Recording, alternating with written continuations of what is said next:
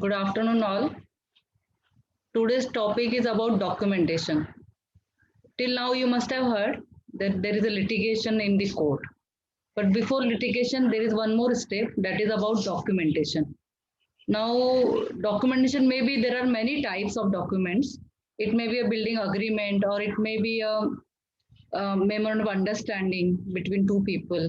It may be an affidavit to be given to the some authorities, maybe passport office or any other government office or school authorities. Sometimes you lose your school certificates, and that for that also you have to create a affidavit to require a passport. Now, in these conditions, you have to prepare some documents. Now, documents are these parts which is not taught in any part of the study curriculum, but you have to learn with experience. Now, I will try to discuss few of the documents today.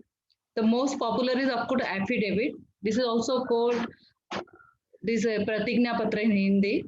It is what we call is a like on oath we are saying something. So in Maharashtra, it is the court fee paid for that, or the stamp paper is required of 100.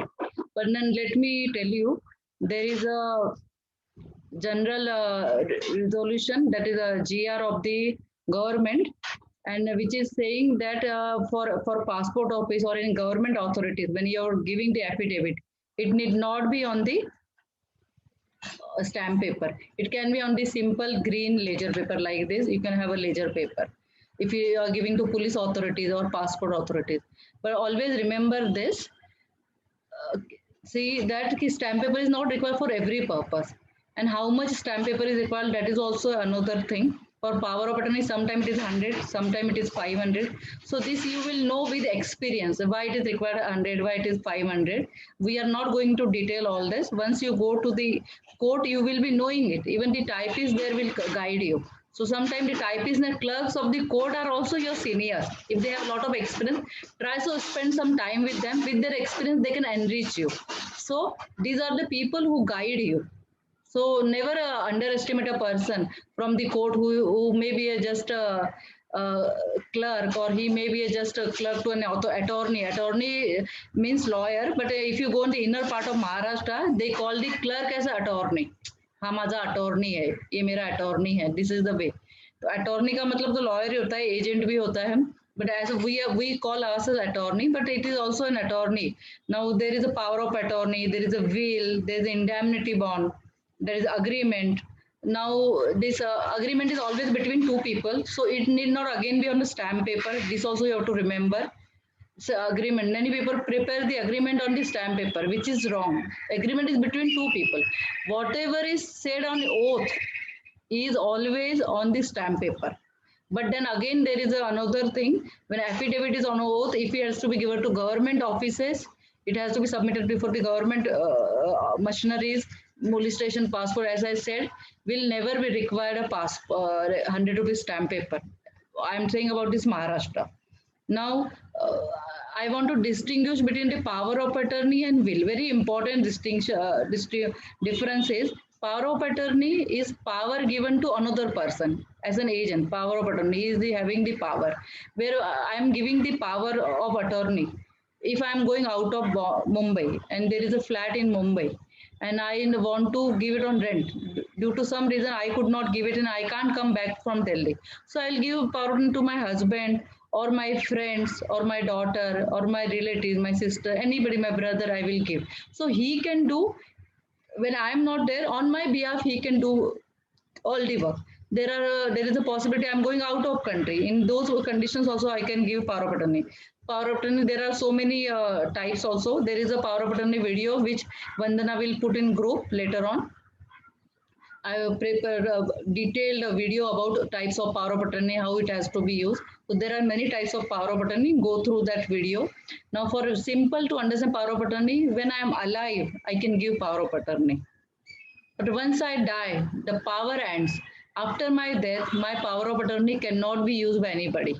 See, many of the people may not know this, but it is very important that once a person dies who gives power of attorney, the power to give, that person is already dead. So the power of attorney also expires. with the person getting expired. So always remember, when a person expires, the power of attorney also expired. Power of attorney of dead person cannot be used. If it is used, it's an offense. Now, opposite of the same is will. When a person is alive, he makes a will. It cannot be used in his lifetime. The will starts functioning. The moment the person dies. So will starts after the person is dead. The will starts beginning to function. And what about the power of attorney? Power of attorney is alive till it is cancelled by the giver, whoever is giving the power of attorney. So always remember, the power of attorney is alive till the person is alive, and will come into function only after the person's death. So always remember, these are very important to difference between this. Now, documentation, always remember, there are so many documents. You will find agreements of many types also. Now, how to draft this? Do you have a format for that? Now let me tell you, you can have one or two formats from me which I will provide, but facts of the each case will be different. There is a student coming to me, he is saying 1 or 2 years I took the gap, and now I'm taking admission for a FI BCom. So after 12th he was at home or he was doing something else. Now the college is requiring the gap certificate. Now gap certificate does not mean we have to get a gap certificate from here. We have to give a affidavit, an affidavit saying that for the last 2 years I was working and why I did not take the admission. So it will be fact. The beginning, the title, address is the same, and at the end part solemnly affirmed that and by deponent his name will be there. And always remember, now doing this documentation, also one very important part I want to cover, that is of notary. Now what is to be notarized? Affidavit, the documents are to be notarized. See, everything cannot be gone to court and registration office. So small things. If I'm saying something on oath, it can be in a north side. We have also oath commissioners also sitting in the court. Here in Maharashtra, we only have notary. So these notaries will only notarize, and they will not read your content. It is just that you're signing before them. So for every small thing, it did not go to magistrate court.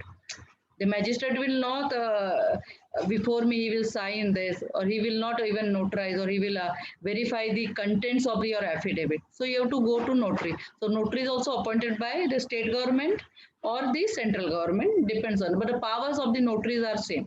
So notary is also very important, and notary also there are two parts. One is registered notary, one is without registered notary.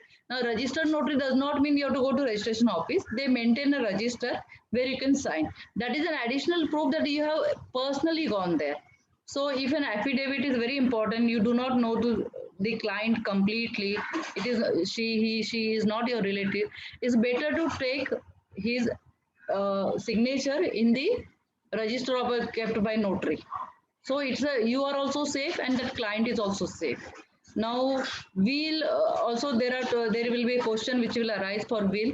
Will is always, remember, for will the registration is not mandatory. Again, the will need not be on the stamp paper. You can type on stamp paper, but then it shows your lack of knowledge. So will always be on a simple green paper, ledger paper, which is allowed. It can be also white paper also. On will also I have a video which somebody will upload in the group.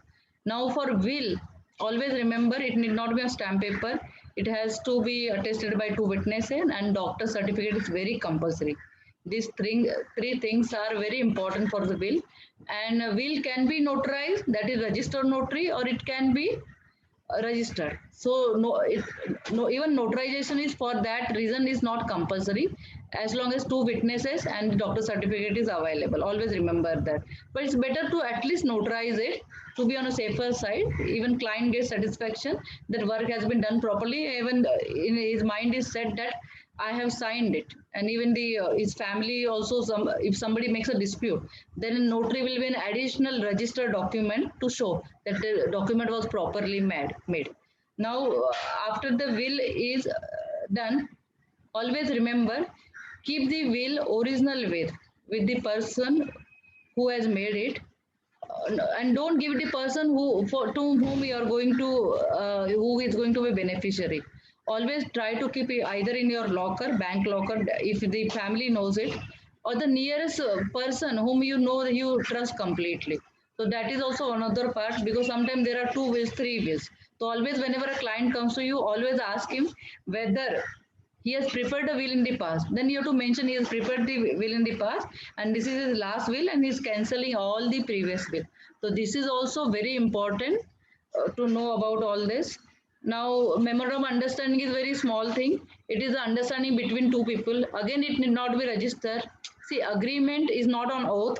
Memorandum of understanding is not on oath. Still, people go and notarize it, which I feel is not right. Whatever you say on oath has to be notarized. Otherwise, it is for MOU or agreement, there is no notary required. So this was all about documentation today. Now we will read a very nice article by Advocate Pallav Mongia. Pallav Mongia, a 2009 graduate of the Hidayatullah National Law University, is an advocate on record at the Supreme Court of India. In 2012, Pallav was one of the two lawyers who were awarded the litigation fellowship by the Supreme Court Lawyers Welfare Trust. In this interview conducted by our campus ambassador, Gaurav Kumar, Pallav discusses the AOR examination, being a first generation lawyer in the Supreme Court, and a lot more. You cleared the AOR exam in 2017. What advice do you have for those who are preparing for the exam? Preparing for the AOR exam is an experience in itself. The syllabus is designed in such a manner that one ends up learning a lot. The cases that you read help you revisit the very basics of constitutional law and of the practice before constitutional courts. At the end of the preparation, you inevitably end up a better lawyer. In terms of advice, I would suggest that you start reading the Supreme Court judgments of the two last years. One or two questions will definitely be related to the latest developments. Some senior advocates conduct sessions on the exam a couple of months prior to the date. Make sure you attend these. A lot of examinees, despite knowing the answers, don't end up clearing the exam as they fail to complete their answers given the lengthy nature of the exam itself. Start practicing writing fast while ensuring that writing is legible. It will prove to be crucial. What is it like being a first generation lawyer? Imagine a scenario where all the athletes are ready at the starting line, but prior to the starting of the race, all athletes whose parents are also athletes are asked to step forward 500 meters and then the whistle blows. Litigation as a first generation lawyer is pretty much like that. Second generation lawyers or children of bureaucrats, politicians, and well connected families will always start a couple of steps ahead of you. Never let that dishearten you though. For your part, run hard and give it your all. This has worked for me. I believe that while it might be harder, it is not impossible for it impossible to make it big as a first generation lawyer. It is equal parts daunting and exciting. What impact did the Justice J.S. Verma Supreme Court Lawyers Welfare Trust Fellowship have on your career? The scholarship was a game changer for me. The nature of the chamber practice is such, especially in the initial years, that you have always feel a little lost and keep questioning yourself whether you are on the correct path. Winning the scholarship was the biggest pat on the back for me. It was an affirmation that I was progressing in the right direction, and suddenly all the extra work that I was taking on felt worth it. Needless to state, the stipend was a great help in those initial days. As an arbitration counsel, do you think the Indian government will take steps against the recent Vodafone arbitration award? I can't comment on what the remedy government of India might pursue in Singapore. In the Indian context, I don't think the government will initiate proceedings against the award because the moment they file objections against the enforcement they concede to the application of the Arbitration and Conciliation Act 1996. The first hurdle for Vodafone is to establish that the enforcement of the award is under the aegis of Arbitration and Conciliation Act, as there are judgments wherein it has been held that the awards passed in investment treaty arbitrations are not commercial in nature, making the Arbitration and Conciliation Act inapplicable. Therefore, strategically, it may work out better for the government to wait for Vodafone to take the first step. Furthermore, assuming the Vodafone does succeed in establishing the applicability of the Arbitration and Conciliation Act 1996, the government will have a good defense under the head. It went up. Under the head Public public policy of India as a tax was imposed retrospectively in the exercise of its sovereign power. Alternatively, if the government decides to honor the reward, then that would be a policy decision of the government. Continue reading. Yes. You have worked in the chambers of Justice L. Nageshwara Rao when he was a senior counsel, and senior counsel Jayan Bhushan, who have been who have these been different from working in a firm like Karanjawala and Company. When you work in a top firm like Karanjawala, you get exposure to big matters from day one. The client comes to you with a problem, you discuss and strategize it, and then file it before the relevant forum. I was in Miss Ruby Ahuja's team, and just observing the way she led the matter was a masterclass in practicing law. From the time you meet the client to the first hearing in the matter, numerous hurdles arise in the form of difficult legal propositions, dealing with the registry's timely listing, and so on. A good law firm, however, inculcates in you the attitude of never giving up and always finding a way around. This was my first lesson and forms the foundation of my legal practice. On the other hand, the time with a senior advocate teaches you how to reflect on all the aspects of the brief and developing the winning arguments. As Mr. Fali Nariman was advised by Mr. C.K. Dapatri, always remember, Fali, it is better to spend more time thinking about a case than merely reading the brief. In a chamber practice, one gets a lot of time to deliberate and discuss the brief, and working with a senior counsel affords you to the opportunity to enhance your thinking prowess. I still remember the drives to the court with Jayan sir and late night conferences with the HMJ Rao sir. Discussing arguments with them day in, day out was like playing chess against a grandmaster.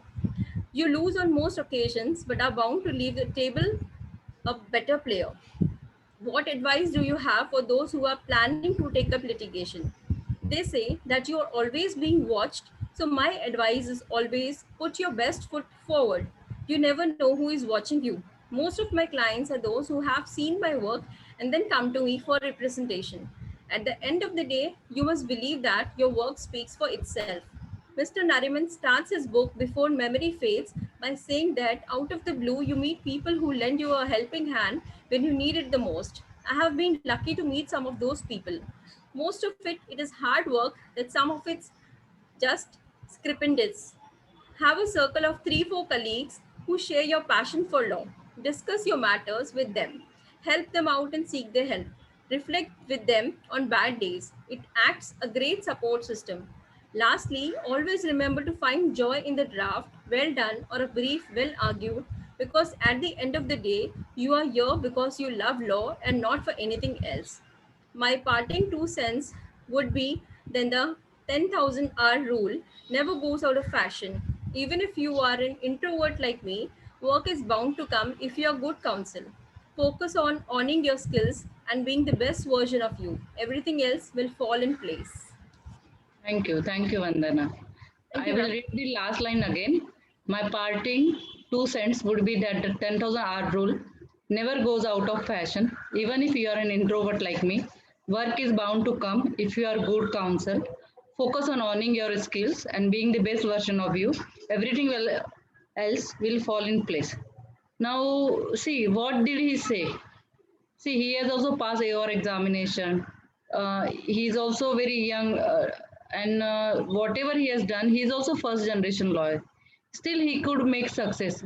Though I think two things he said, that is, you have to work very hard, you have to push yourself. Now, here, just see the 10,000 hour rule I wanted to explain all of you. See, if you study for 2 hours every day, 365 days, I have taken out a calculation. It goes for some 8 years. I have the calculation in my email box. I will share with all of you.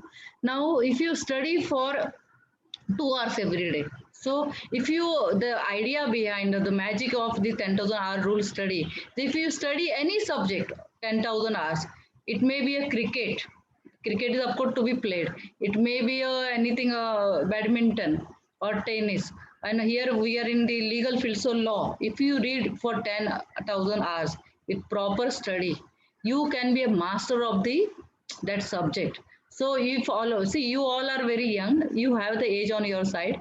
So today itself make a rule of 10,000 hours. It may be in English language. There is a possibility we all from vernacular language. Sometimes we find difficult to find good words. So what do? We start learning, but one day we learn, second day we don't learn. One day I remember I have taken the vocabulary, legal vocabulary. Yeah. So the reason behind that, every day if we learn 10 words, it will be like 300 words in 30 days. So you have to just go on multiplying. Now this 10,000 hours rule is very, very important. If you continue with that from today onwards, every day, even if you give 2 hours, it is more than enough. We can have 3 hours, we can have 1 hour at least. We can have one or two holidays also. But if you continue this, trust me, you will be master of that subject.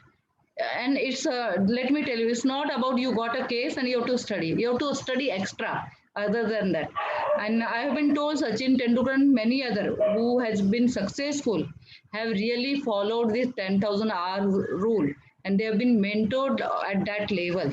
So if you have to mentor yourself for the to become a good lawyer, so you have to give 10,000 hours. You can have a book where you can write, today I have completed 1 hour, 2 hour, 3 hour. And this way we have to reach up to 10,000 hours.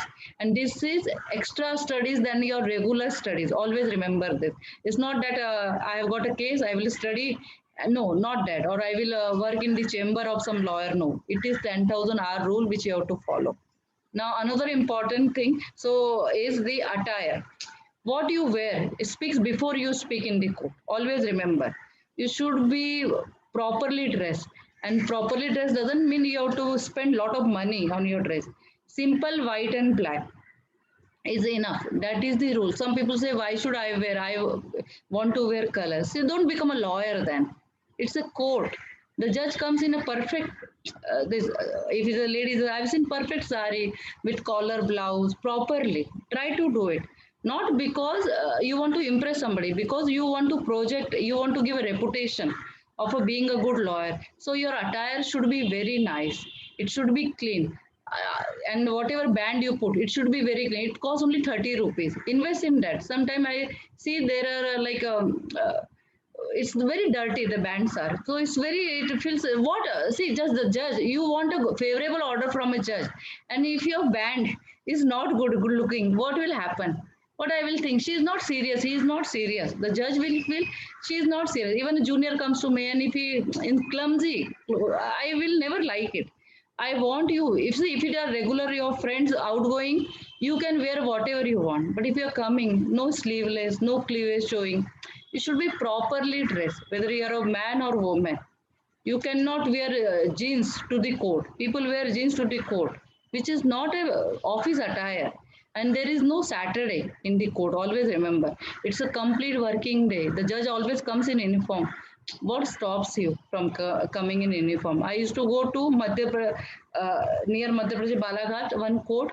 The temperature used to be 48 degree in daytime. But I used to wear the complete attire. I have never said I will not wear coat. Why should I carry from Mumbai all the way? 3:30 I used to get up from here and leave for Balaghat. But I used to wear it. And that affected my case also.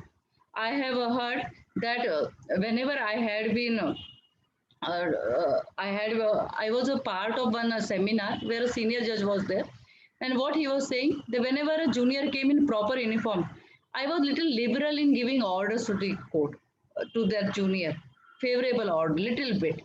So always, whenever you are in a properly dressed, the even court will appreciate you. That yes, this girl or this boy is really serious about the profession.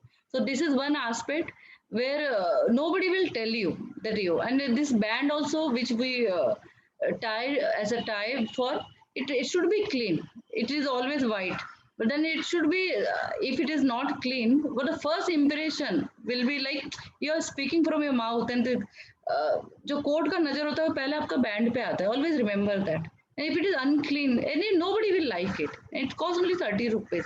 And if you can't, please wash it. If you can't invest 30 rupees extra, please invest it and get it stitch otherwise. But do it it should be one of the best. Somebody should, yes, his or her band is always very clean, very white. I remember people, even my neighbors asking me, how you maintain your white clothes? Because it should be white. It should not be like half white or something cream color. No, it should be completely white when you go to court. So that's what all for today. If any question, there is already a question. I'll take only one or two questions. Triple talaq is declared unconstitutional by Supreme Court in Shaira Bano case. Who is asking this question? Vishnu. Also, there is a law passed against triple talaq. If a Muslim man wants to get divorced to his wife as per personal law, then how can he give it? What is the valid way is now to follow what is the law given.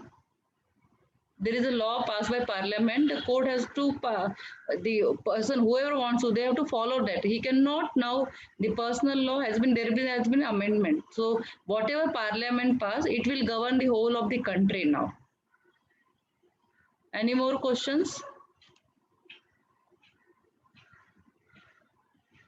Okay, then I will hand over to now Amisha.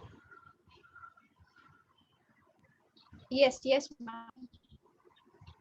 Yes, Amisha.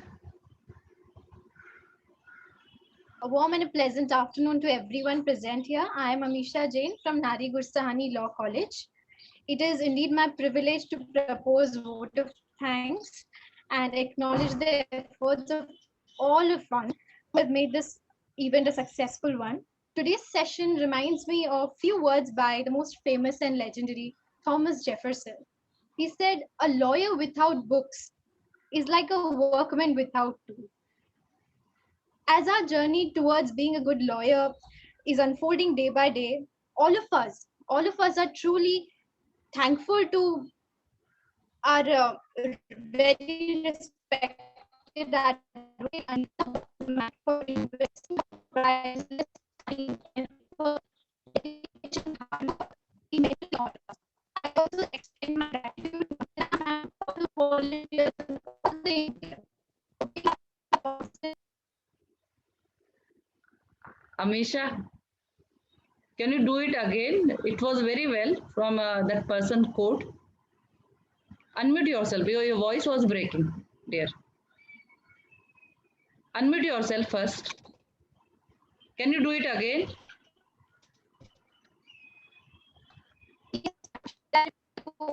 Your voice was breaking, dear. So should I repeat the quote? Yes, you start from their quote. Today's session reminds me of a few words by the most famous and legendary Thomas Jefferson. What he said, I quote, "A lawyer without books is like a workman without tools." As our journey towards being a good lawyer is unfolding day by day, all of us are truly thankful to advocate Anita for investing her priceless time, dedication into us. I also extend my gratitude to Vandana ma'am, all the volunteers, and all the interns for being a constant for this journey. Thank you so much, everyone. Thank you. Thank you, dear.